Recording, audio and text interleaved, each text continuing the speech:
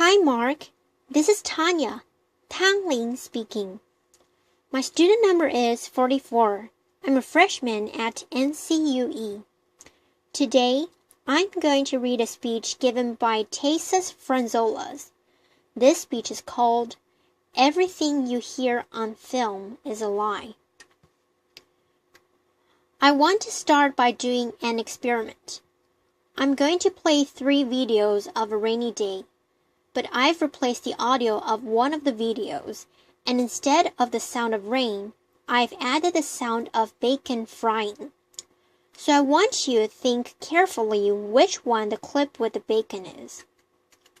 Rain falls, rain falls, rain falls.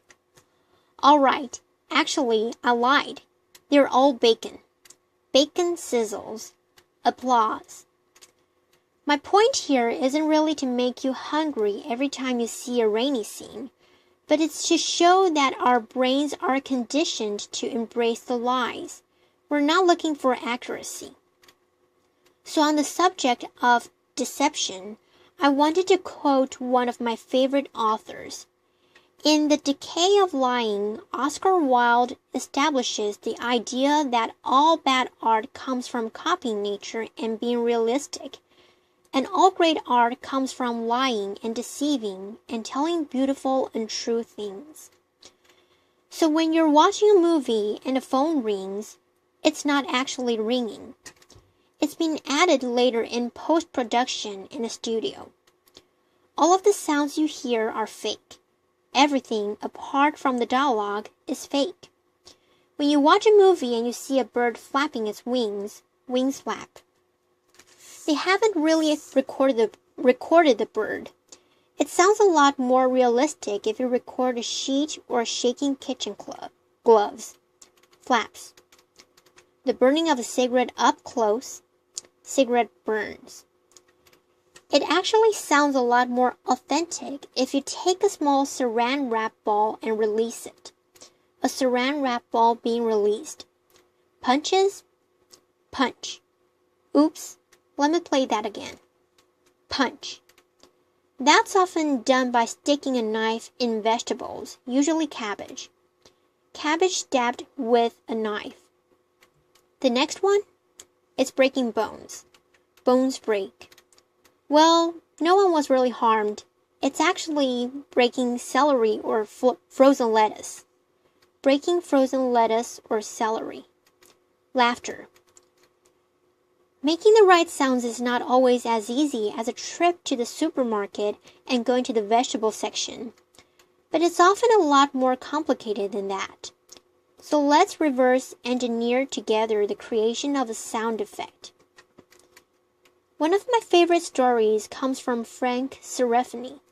He's a contributor to our library and a great sound designer for Tron and Star Trek and others. He was part of the Paramount team that won the Oscar for Best Sound for The Hunt for Red October. In this Cold War classic in the 90s, they were asked to produce the sound of the propeller of the submarine. So they had a small problem.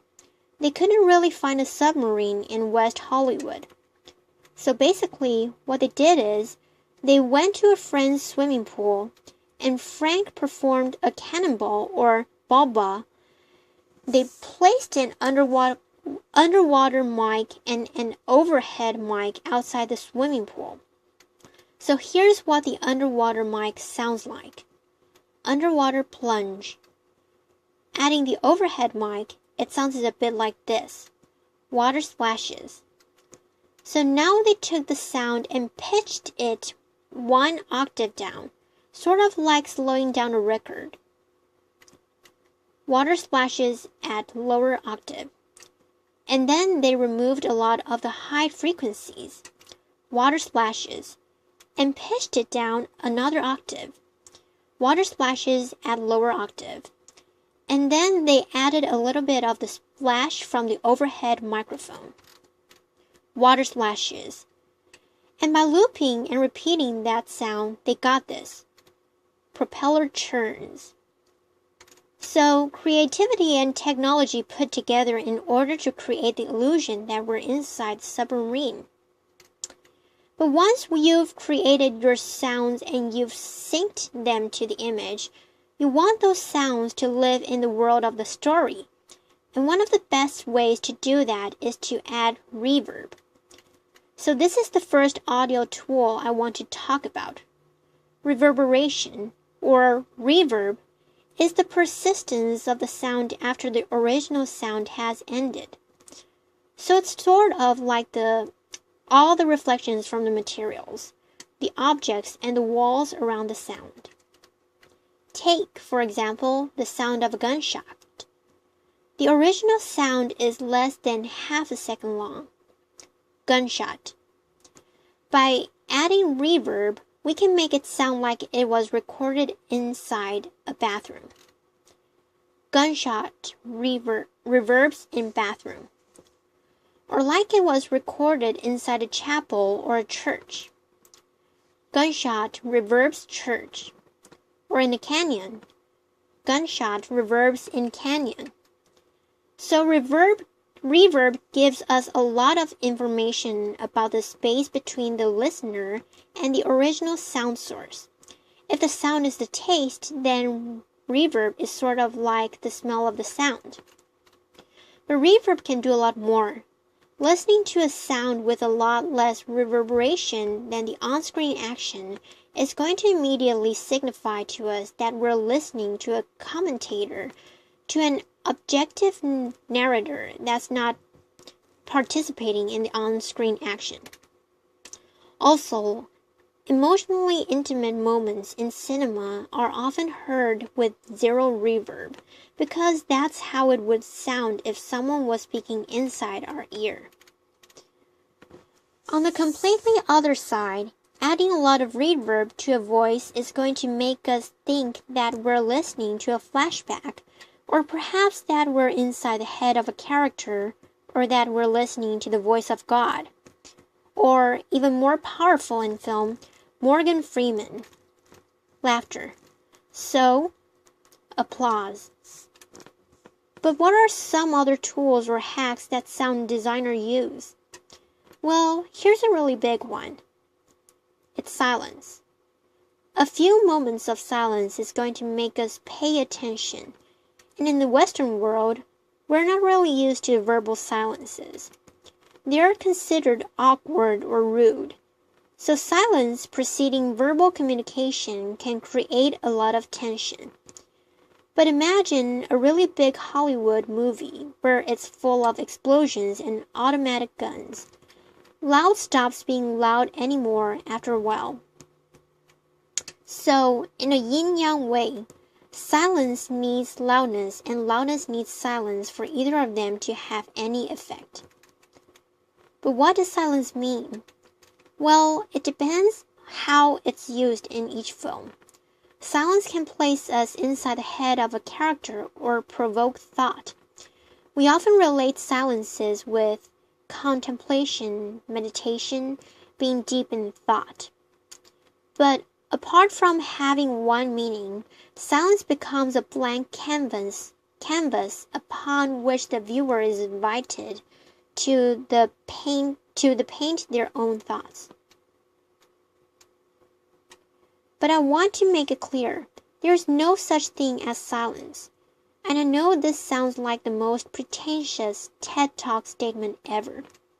But even if you were to enter a room with zero reverberation and zero external sounds, you would still be able to hear the pumping of your own blood. And in cinema, traditionally, there was never a silent moment because of the sound of the projector. And even in today's Dolby world, there's not really any moment of silence if you listen around you. There's always some sort of noise. Now, since there's no such thing as silence, what do filmmakers and sound designers use? Well, as a synonym, they often use ambiances. Ambiances are the unique background sounds that are specific to each location. Each location has a unique sound, and each room has a unique sound, which is called room tone. So here is a recording of a market in Morocco. Voices, music.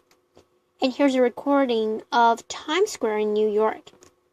Traffic sounds, car horns, voices. Room tone is the addition of all the noises inside the room. The ventilation, the heating, the fridge. Here's a recording of my apartment in Brooklyn. You can hear the ventilation, the boiler, the fridge, and street traffic. Ambiences work in the most primal way. They can speak directly to our brains subconsciously. So, birds chirping outside your window may indicate normality, perhaps because, as a species, we've been used to that sound every morning for millions of years. Birds chirp. On the other hand, industrial sounds have been introduced to us a little more recently. Even though I really like them personally, they've been used by one of my heroes, David Lynch, and his sound designer, Alan Splett. Industrial sounds often carry negative connotations. Machine noises. Now, sound effects can tap into our emotional memory.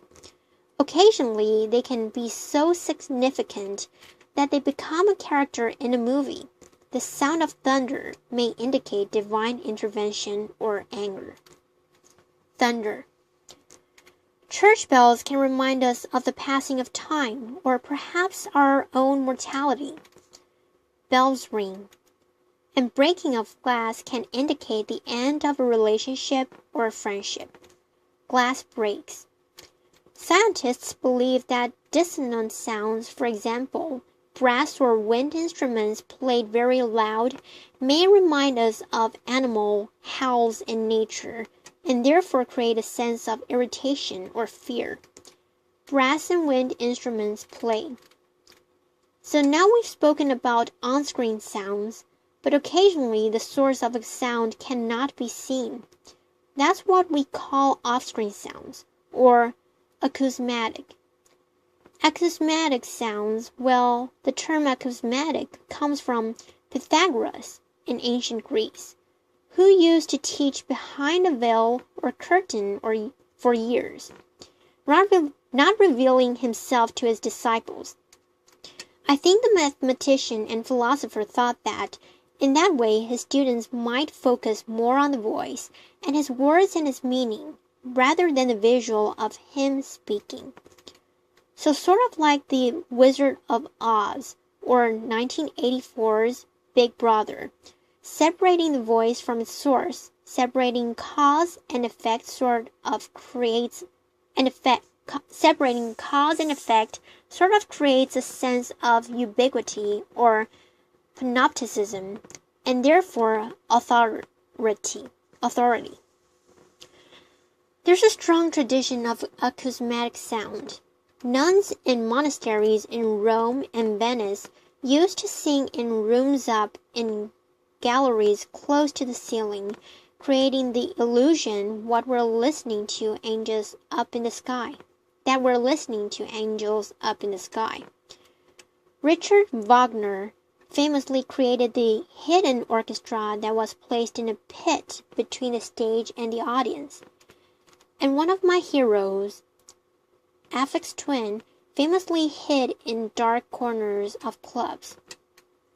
I think what all these masters knew is that by hiding the source, you create a sense of mystery. This has been seen in cinema over and over, with Hitchcock and Ridley Scott in Alien. Hearing a sound without knowing its source is going to create some sort of tension. Also, it can minimize certain visual restrictions that directions have and can show something that wasn't there during filming. And if all this sounds a little theoretical, I wanted to play a little video. Toy squeaks, typewriter, drums, ping pong, knives being sharpened, record scratches, saw cuts, women's screams. What I'm sort of trying to demonstrate with these tools is that sound is a language. It can trick us by transporting us geographically. It can change the mood. It can set the pace.